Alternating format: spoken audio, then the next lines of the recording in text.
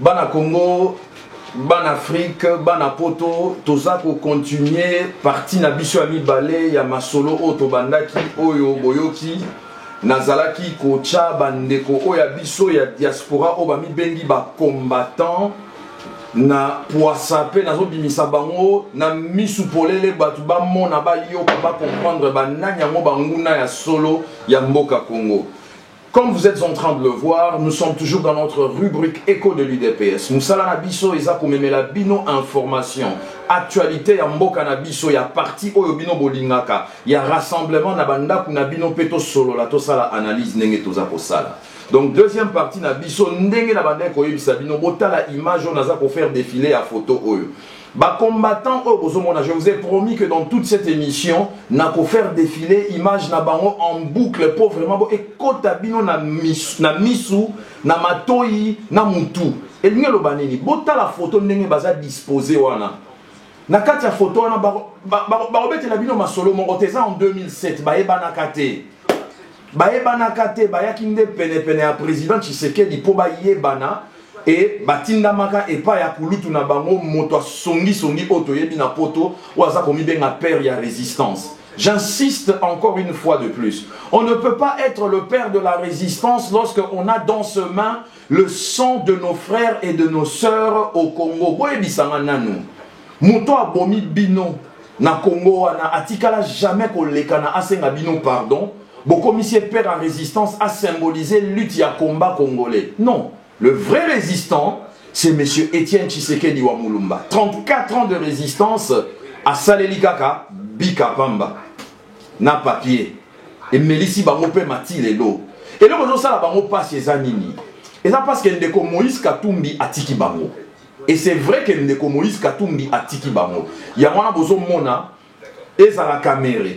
Et ça la vanani, bango surtout bazo le kana pour ba beta masasi ici kanyo surtout te Moïse Katumbi a sombi UDPS boyna boy. Boti kana na sekisa bino mo monke. Boyebi Moïse Katumbi a sala qui n'a pas perdu na bango. C'était normal. Ba gouverneur, ba ministre, ba ninganyo surtout à Kabila, ba kotaka na avion ba kende kotala match ya Mazembe na Lubumbashi. C'était normal, bango balataka ba mayo ya Mazembe. C'était normal, Moïse Katumbi na générosité na ye asunga bango bosombe la paix maman miliki bosombe la paix maman boye moi liputa malgré bande boliambo mais ba niveau na bango na Moïse c'est le jour et la nuit. Moïse abande ko sunga bango c'était normal ba benga kango corruption te. Wanezaki c'est de la générosité, c'est normal, c'est notre partenaire, c'est notre collègue du PPRD. Mais c'est aussi de la même manière Atiki Bino, il ne veut plus de vous. Pour conseiller au Kabila, oyebi tala atasoke zabo e songolo pakala, tala salé la peuple, atiki yo. Siko a commis partenaire na UDPS, na SID, na FONUS, na ba parti surtout les forces acquises au changement. Moïse Katumbi aye. Ce qui est comme na compte ya rassemblement parce que nous sommes de partenaires des alliés politiques. Que esengi mutu na mutu acha effort na ye. Il y a un compte na ye akoloba ah président Tshisekedi nga pona eloko boye na zupe ya nga parti na PSI. Et comme ce qui a PSI bisombongo il a acheté l'UDPS.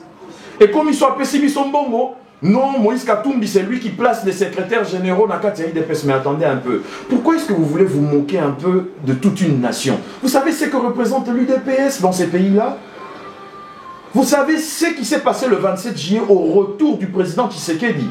Nesika na comprenaki que bino peuple congolais bozala na bino motema malamu boyoka bande kwa diaspora awa ayer basala ba émission na bango mais na pratique bolakisa bango bino bo comprendre la politique koleka bango parce que la preuve ane baloba ki bo bamba papa wana mabanga na moni libanga ku déjà makasi na moni ata papier pamba babambité plus de 4 millions de personnes et ça s'est répercuté encore le 31 juillet lors de son meeting. Il faut faire très attention. Le président Tshisekedi a la capacité de changer beaucoup de choses. Et au moment où nous parlons, nous sommes en 2016. En 2016, vous devez tous comprendre que c'est une année électorale.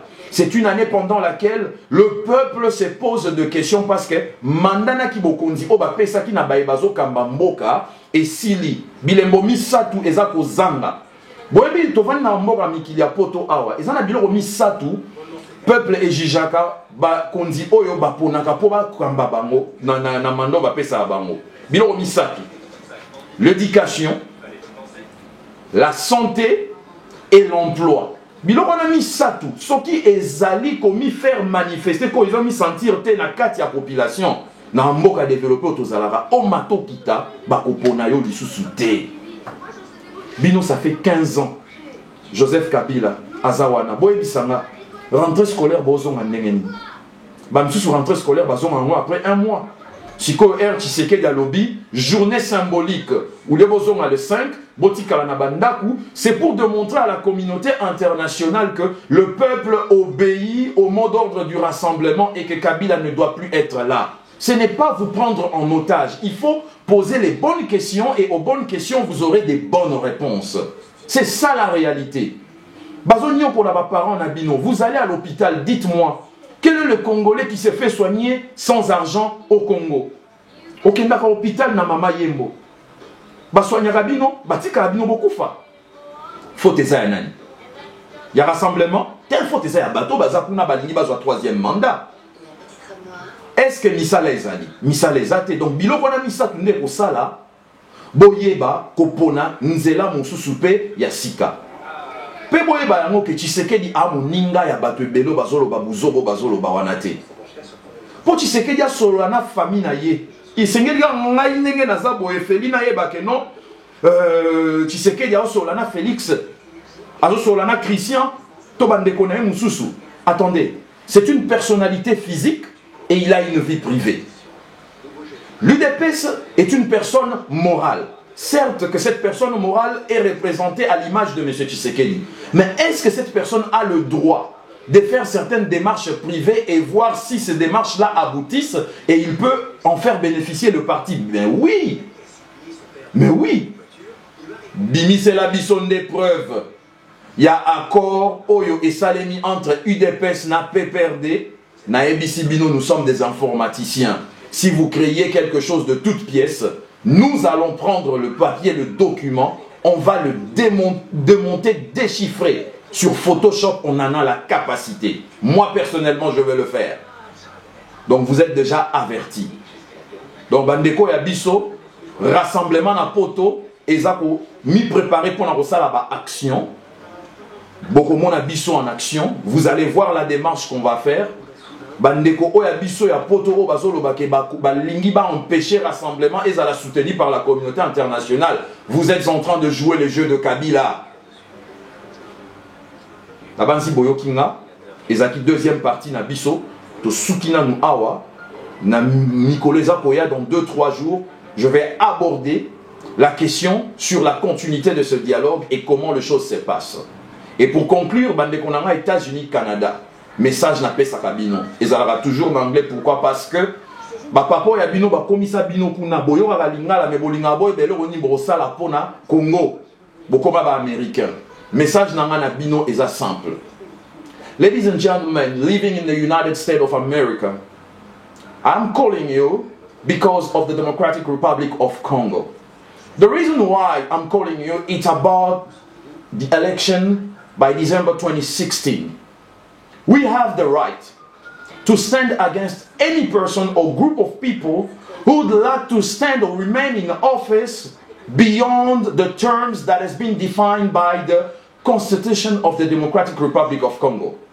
The Article 5 gives us the authority to defend ourselves.